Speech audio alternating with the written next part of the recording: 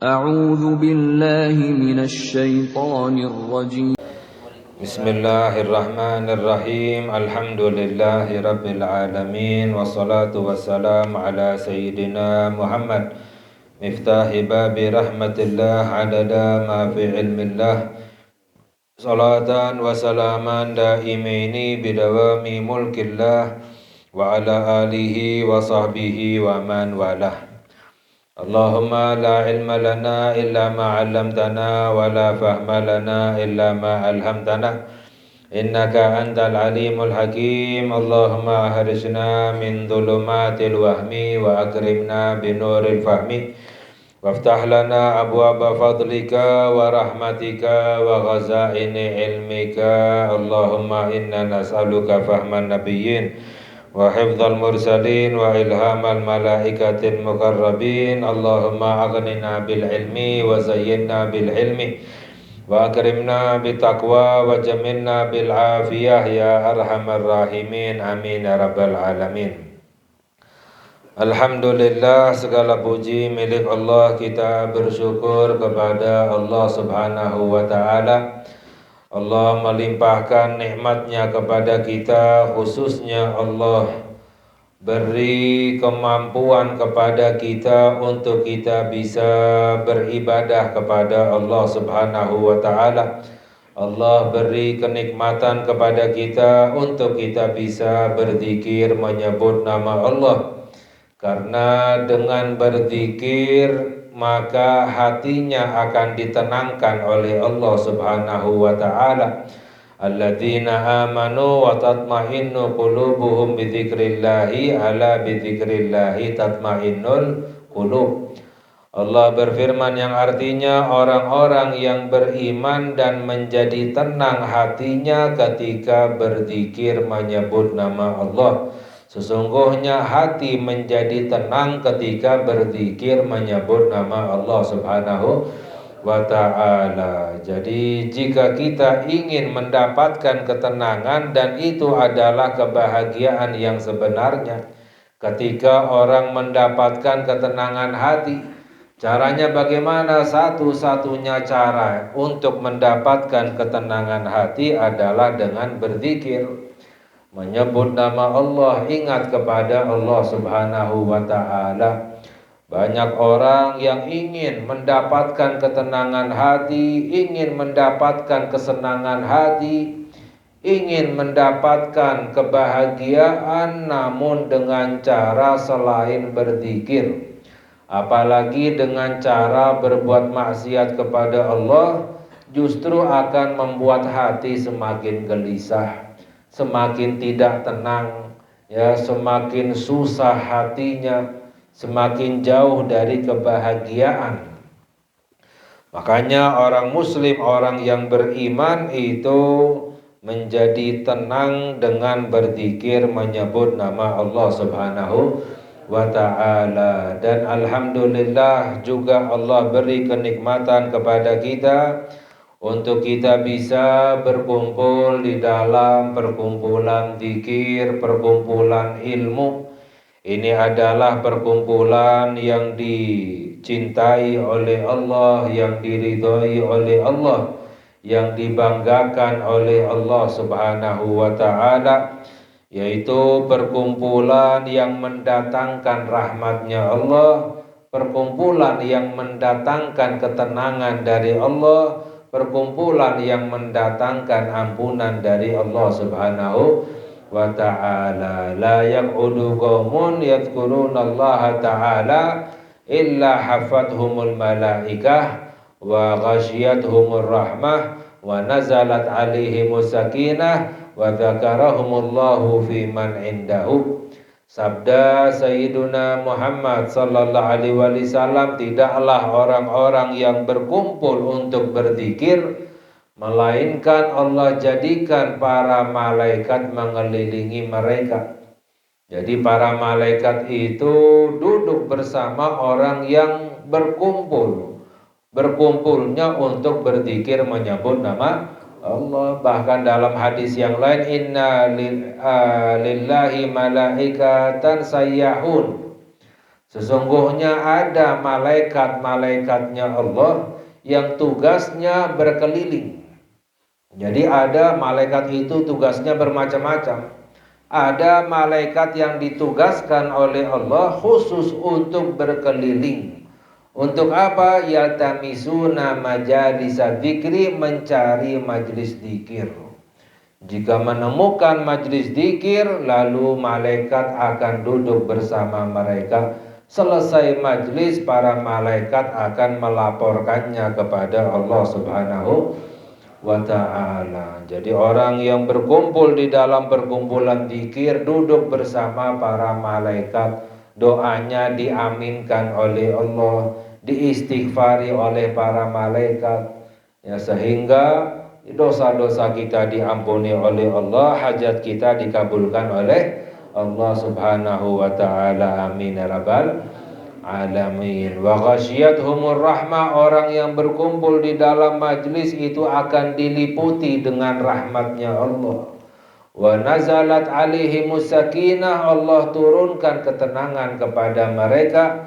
Wa dzakarahumullahu fi man indahu, dan akan disebut-sebut oleh Allah di hadapan para malaikat-malaikatnya Allah Subhanahu wa ta'ala. Bahkan para ulama berkata, jika orang meninggal bisa untuk hidup lagi, maka orang yang telah meninggal ingin hidup hanya untuk hadir majlis, karena melihat betapa besarnya fadilahnya dari Allah Subhanahu wa ta'ala. Sebab dengan hadirnya majlis, maka otomatis walaupun istilahnya kita hanya diam saja, otomatis mendapatkan rahmatnya Allah, ampunannya Allah Subhanahu wa ta'ala. Bahkan dalam hadis diceritakan oleh Nabi kita Nabi Muhammad sallallahu alaihi wasallam bahwa malaikat ada yang mengadu kepada Allah, ya Allah, ada di antara mereka yang datang majlis niatnya bukan untuk majlis, niatnya misalnya untuk cari makan, ya, niatnya misalnya untuk berkumpul dengan teman-temannya, atau niatnya misalnya niat dunia dan lain sebagainya, niatnya bukan untuk majlis. Bagaimana ya Allah? Dijawab oleh Allah Subhanahu wa ta'ala, humul julasa'u la yashqa bihim jadisuhum, siapapun yang duduk bersama mereka nggak akan merugi. Walaupun niatnya bukan untuk majlis, ya, bukan untuk zikir, tapi duduk bersama orang-orang yang berzikir, itu tidak akan merugi, juga akan mendapatkan rahmatnya Allah Subhanahu wa ta'ala. Sampai segitunya, yang datangnya bukan niat ibadah saja mendapatkan rahmat, apalagi yang niatnya untuk mendapatkan ridhonya Allah Subhanahu wa ta'ala. Semoga kita mendapatkan ridhonya Allah, amin ya rabbal alamin. Khususnya adalah tentang majlis ilmu, mengkaji ilmu agama, ya, karena para ulama berkata bahwa perkara yang paling agung yang manusia dapatkan itu adalah kebahagiaan yang abadi di hari akhirat. Jadi perkara yang paling besar yang manusia dapatkan itu adalah kebahagiaan yang abadi di hari akhirat, bahagia selama-lamanya, yaitu di dalam surganya Allah, dekat dengan Allah, memandang kepada zatnya Allah, dan bertetanggaan dengan Sayyiduna Muhammad sallallahu alaihi wasallam. Itu adalah kebahagiaan yang abadi. Ini adalah perkara yang paling agung, yang paling besar, yang paling mulia yang manusia dapatkan. Makanya sesuatu yang paling afdal adalah yang menyampaikan kita kepada kebahagiaan yang abadi. Apa yang menyampaikan kita kepada kebahagiaan yang abadi? Yaitu ilmu dan amal. Makanya ilmu dan amal ini adalah perkara yang paling penting, yang paling afdal, karena menyampaikan kita kepada kebahagiaan yang abadi. Duit yang kita cari sebanyak apapun tidak menyampaikan kita kepada kebahagiaan yang abadi. Jabatan yang kita kejar setinggi mungkin tidak menyampaikan kita kepada kebahagiaan yang abadi, justru bisa celaka, bisa masuk ke dalam neraka jika tidak adil, tidak menjalankan amanatnya Allah Subhanahu wa ta'ala, ya. Namun yang menyampaikan kita kepada kebahagiaan yang abadi hanya dua, ilmu dan amal ibadah. Sedangkan seseorang tidak bisa untuk beribadah dengan benar kecuali dengan ilmu. Makanya ilmu adalah yang paling penting, yang paling afdol. Sebab dengan ilmu orang amalannya baru benar, amalannya diterima oleh Allah. Dengan ilmu dan amal orang baru bisa mendapatkan kebahagiaan yang abadi selama-lamanya di dalam surganya Allah Subhanahu wa ta'ala, ya. Jadi kita lanjutkan kajian kita Qala al-musannif radhiyallahu ta'ala anhu. Sebelumnya kita mengkaji tentang masalah penyakit-penyakit hati yang bisa mencelakakan seorang hamba. Lalu yang berikutnya adalah sebelumnya kita mengkaji tentang masalah penyakit hasad atau iri terhadap orang lain. Lalu yang berikutnya wa amma hubbus syarri li ahadim minal muslimina. Adapun suka keburukan kepada orang muslim, maknanya senang jika salah satu dari orang muslim mendapatkan keburukan. Wa idmarul ghisyi, dan menyembunyikan kecurangan atau menipu kepada orang muslim. Wal adawati, dan menyembunyikan permusuhan kepada orang muslim. Wal hikdi, dan benci dengki kepada orang muslim. Ini semuanya adalah sifat-sifat yang tercela.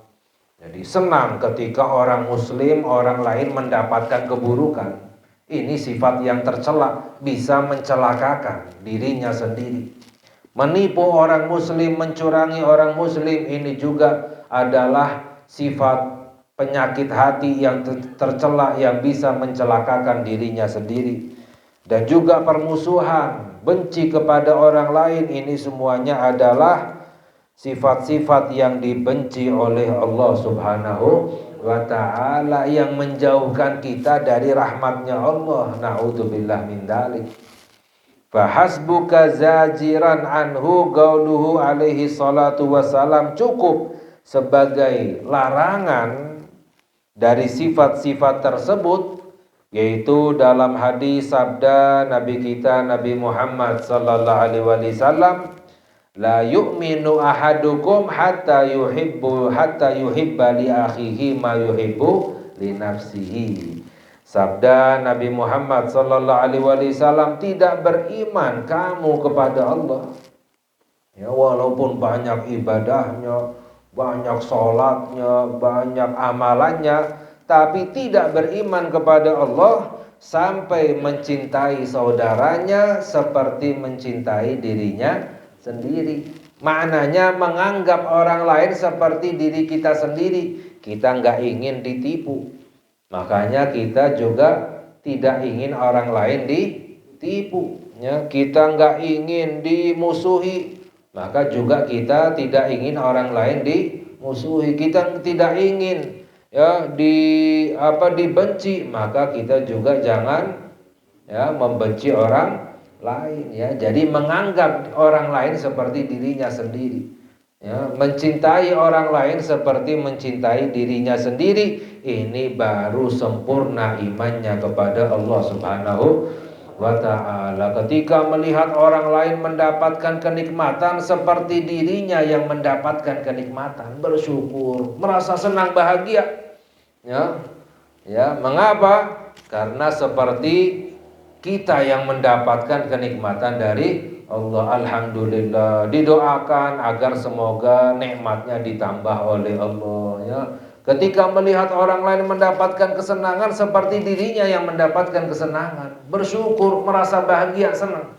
Itu tanda orang yang sempurna imannya kepada Allah. Ketika melihat orang lain mendapatkan musibah seperti dirinya yang mendapatkan musibah, merasa sedih, ya, mendoakan agar diangkat musibahnya, agar dihilangkan kesusahannya oleh Allah. Ya, itu tanda orang yang sempurna imannya kepada Allah Subhanahu wa ta'ala. Apalagi kalau kebalik, ya, banyak orang ya senang melihat orang lain susah, susah melihat orang lain senang. Berarti apa? Enggak ada imannya kepada Allah Subhanahu wa ta'ala. Na'udzubillah min tadi. Makanya kita tumbuhkan rasa cinta kepada orang lain. Caranya bagaimana? Sering-sering mendoakan orang lain, suka berbuat baik kepada orang lain, menutupi kekurangannya, ditampakkan kebaikannya, ya, berusaha, ya, kita lawan. Wajar kalau ada bisikan dari hati untuk menipu orang lain, ya, untuk menyusahkan orang lain, untuk membenci orang lain. Itu bisikan setan. Semua manusia pasti ada setan dalam dirinya. Dalam hadis, setan itu mengalir dalam diri manusia seperti aliran darah. Tapi jangan kita ikuti, kita lawan, ya, dengan cara-cara seperti itu. Wa qala alaihi salatu wassalam, dalam hadis yang lain juga sabda Sayyiduna Muhammad sallallahu alaihi wasallam, man ghasyal muslimina falaysa minhum. Barang siapa yang menipu atau mencurangi orang muslim tidak termasuk dari golongan mereka. Mencurangi dalam hal apapun, curang atau menipu orang muslim, maka tidak termasuk dalam golongannya orang muslim. Ya, maknanya apa? Nanti di hari akhirat akan dipisah dari golongannya orang muslim karena suka menipu orang muslim, mencurangi orang muslim, ya. Wa qala alaihi salatu wassalam, in gadarta an tusbiha wa tumsiya wa laysa fi qalbika ghishun li ahadin faf'al wa dzalika min sunnati. Dalam hadis yang lain juga sabda Nabi Muhammad sallallahu alaihi wasallam, jika kamu mampu memasuki waktu pagi dan memasuki waktu malam dalam keadaan di dalam hatimu tidak ada ghishun, penipuan, ya, dalam hatimu tidak ada niat untuk menipu siapapun dari orang muslim, maka lakukanlah. Mengapa? Wa dzalika min sunnati, karena itu adalah sunnahku, itu adalah ajaranku. Ya, maknanya apa? Orang yang amalannya tidak ada niat buruk kepada orang lain, tidak ada niat untuk menipu orang lain, itu sudah termasuk amalan yang paling afdol. Walaupun tidak banyak amalannya, tapi sudah ada niat seperti ini, itu sudah mengamalkan daripada sunnahnya, ajarannya Nabi kita Nabi Muhammad sallallahu alaihi wasallam. Makanya terkadang ada orang yang banyak ibadahnya tapi nanti di akhirat derajatnya rendah, ya. Dan terkadang ada orang yang ibadahnya sedikit, ya, pas-pasan istilahnya, tapi nanti di akhirat derajatnya tinggi. Mengapa? Karena walaupun ibadah zahirnya, luarnya sedikit, tapi ibadah hatinya banyak. Ya, sedangkan ibadah hati, amalan hati lebih tinggi derajatnya daripada ibadah zahir. Ya, seperti apa? Rasa cinta kepada orang lain, tulus kepada orang lain, ya, tidak suka membohongi, mencurangi orang lain, ya, tidak menipu, tidak mendengki, tidak benci, tidak memusuhi, tidak iri, ya, suka mendoakan orang lain. Ini semuanya amalan hati, itu derajatnya lebih tinggi daripada amalan zahir. Ya, dijelaskan oleh Al-Imamul Haddad radhiyallahu taala anhu, amalan hati jika ditimbang dengan amalan badan, maka akan lebih berat amalan hati. Jadi orang walaupun ibadah luarnya banyak, tapi kalau tidak ada amalan hatinya, apalagi tidak ada perasaan cinta kepada orang lain, ya, tidak ada perasaan ketulusan kepada orang lain, ya, benci kepada orang lain, menipu orang lain, ini, ya, rendah derajatnya. Makanya yang kita pentingkan ya adalah amalan hati, tapi juga ya kalau seandainya amalan hati, amalan zahirnya tidak dijalankan ya percuma, tidak diterima oleh Allah. Ya, jadi amalan zahir yang wajib dilaksanakan, amalan batin pun ya diamalkan, ini baru mendapatkan fadilah yang besar dari Allah Subhanahu wa taala. Wa amma gillatur rahmati bil muslimin wa syafaqati alaihim. Adapun sedikitnya sifat kasih sayang, sedikitnya asyafaqah yaitu simpati kepada orang muslim, fadzalika yadullu ala gasawatil qalbi, maka itu menunjukkan kerasnya hati. Orang yang keras hatinya, apa tandanya? Tidak ada perasaan kasih sayang kepada orang muslim, tidak ada rasa simpati kepada orang muslim, tidak ada rasa kasihan kepada orang lain. Itu menunjukkan hatinya keras. Sedangkan orang yang keras hatinya itu jauh dari rahmatnya Allah Subhanahu wa ta'ala. Ab'adul asya'i minallahi al-qalbul qasi. Dalam hadis sabda Nabi Muhammad sallallahu alaihi wasallam, sesuatu yang paling jauh dari rahmatnya Allah adalah hati yang keras. Wa alal fadhadhati wal ghilzati, dan itu menunjukkan kekerasan dan kekasaran hati. Wa kullu dzalika madmumun gabihun, semuanya ini tercela dan buruk. Wa qala alaihi wa qad qala alaihi salatu wassalam, irham man fil ardi yarhamka man fis sama.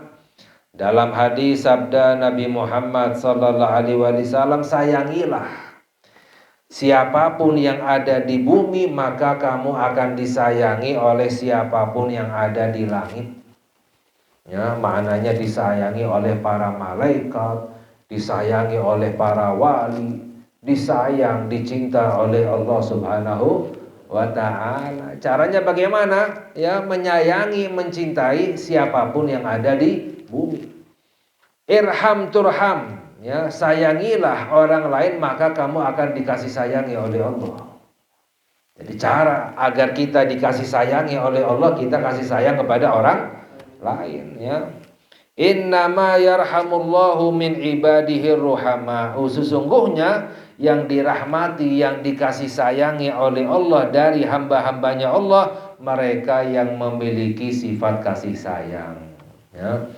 Orang yang memiliki perasaan cinta, kasih sayang, kasihan, simpati kepada orang lain, itu adalah hamba yang dicinta oleh Allah Subhanahu wa ta'ala. Ya, orang yang tidak kasih sayang kepada orang lain tidak dikasih sayangi oleh Allah, ya. Man la yarham la yurham. Dalam hadis yang lain, barang siapa yang tidak kasih sayang kepada orang lain, maka tidak dikasih sayangi oleh Allah Subhanahu wa ta'ala. Ya, makanya Syekh Abdul Qadir Al-Jailani qaddasallahu sirrahu, beliau berkata, ya kita dengar, beliau derajatnya luar biasa, kemuliaannya luar biasa. Beliau berkata, ma wasaltu ilallahi bi kathratis salah wala siyam. Kata beliau, aku sampai kepada Allah bukan dengan banyaknya sholat, bukan dengan banyaknya puasa. Aku bisa sampai kepada derajat yang tinggi di sisi Allah bukan karena banyaknya sholat, bukan karena banyaknya puasa. Maknanya bukan karena banyaknya ibadah zahir. Walakin akan tetapi bisalamati sudur. Akan tetapi aku sampai kepada Allah yang pertama karena selamatnya hati, bersihnya hati. Gak ada perasaan dengki, benci, hasud, sombong dan lain sebagainya. Ini yang pertama. Yang kedua adalah wasakhawah. Yang kedua adalah dengan kedermawanan, dermawan, ya. Tidak cinta dunia, punya dunia, banyak bersedekah, membantu orang lain. Yang ketiga warahmah bikulli muslim, dan kasih sayang terhadap orang muslim. Dengan 3 amalan ini aku baru sampai kepada Allah Subhanahu wa ta'ala. Semuanya ini adalah amalan hati. Ya, hati yang bersih, dermawan. Dermawan itu adalah amalan hati. Ya, Terkadang orang uangnya terkadang orang dermawan tapi nggak pernah sedekah. Ya, mengapa? Karena nggak punya uang, nggak punya harta, istilahnya apa daya. Tapi dermawan, ingin memberi, ingin membantu kepada orang, itu namanya orang dermawan. Terkadang ada orang sedekah banyak tapi pelit. Ya, bagaimana sedekahnya pas lagi ada butuhnya, pas lagi kampanye baru sedekah ya. Lagi nggak ada butuhnya nggak pernah sedekah. Itu walaupun banyak mengeluarkan hartanya tapi hatinya pelit ya. Jadi dermawan itu dari sifat hati, amalan hati. Yang ketiga adalah kasih sayang. Dengan 3 amalan ini beliau baru bisa sampai derajat yang tinggi di sisi Allah Subhanahu wa ta'ala. Wa man lam yajid fi qalbihi rahmatan wa syafaqatan ala jami'il muslimin la siyama ala ahli al-masaibi wal balaya wa ahli dhu'fi wal maskanati fadzalika ligasawati qalbihi wa dhu'fi imanihi wa bu'dihi an rabbih. Ya, beliau Al-Imamul Haddad radhiyallahu taala anhu berkata, barang siapa orang yang tidak menemukan di dalam hatinya sifat rahmat, kasih sayang, syafaqah, kasihan kepada orang lain, kepada semua orang muslim, lebih-lebihnya tidak ada rasa kasih sayang, tidak ada rasa simpatik kepada orang-orang yang terkena musibah, atau kepada orang-orang yang mendapatkan balaya, cobaan, ya. Ahli dhu'fi, orang-orang lemah, orang-orang miskin, maka kalau tidak ada rasa kasih sayang terhadap orang-orang seperti ini khususnya, maka itu menunjukkan kerasnya hatinya, lemahnya imannya, dan jauhnya dari Allah Subhanahu wa ta'ala. Na'udzubillah min dzalik. Itu sifatnya Fir'aun. Fir'aun itu paling benci kepada orang miskin. Fir'aun sama orang miskin paling benci. Fir'aun kepada orang lemah, orang tidak berdaya paling benci. Fir'aun kepada anak yatim itu paling benci. Ya, itu adalah sifatnya Fir'aun. Na'udzubillah min dzalik, kebalikan daripada sifatnya Nabi kita Nabi Muhammad sallallahu alaihi wasallam. Beliau cintanya, kasih sayangnya terhadap umatnya lebih-lebihnya kepada orang yang lemah, orang miskin, yang kesusahan, mendapatkan musibah, anak yatim, ya. Sampai-sampai Nabi Muhammad sallallahu alaihi wasallam bersabda, ana wa kafirul yatim kahataini fil jannah. Aku bersama orang-orang yang mengasuh anak yatim seperti 2 jari ini di surga. Ya, berdempetan, ya, dekat dengan Nabi Muhammad sallallahu alaihi wasallam, ya. Mengapa kok sangat besar fadilahnya? Karena Nabi Muhammad paling cinta kepada anak yatim, ya. Bahkan beliau dijuluki dengan Abul Yatama, ayahnya anak-anak yatim, ya. Makanya ini adalah amalan yang penting yang harus kita amalkan, amalan hati, sifat kasih sayang, cinta kepada orang muslim, khususnya orang-orang lemah, ya. Semoga Allah memberi hidayah kepada kita, Allah bersihkan hati kita dari sifat-sifat yang tercela, dan semoga Allah hiasi hati kita dengan rasa kasih sayang, rasa cinta kepada orang muslim. Semoga Allah ampuni dosa-dosa kita, Allah kabulkan hajat kita. Amin ya rabbal alamin. Wa sallallahu ala sayyidina Muhammad wa ala alihi wa sahbihi wa sallam. Walhamdulillahi rabbil alamin. Wassalamualaikum warahmatullahi wabarakatuh.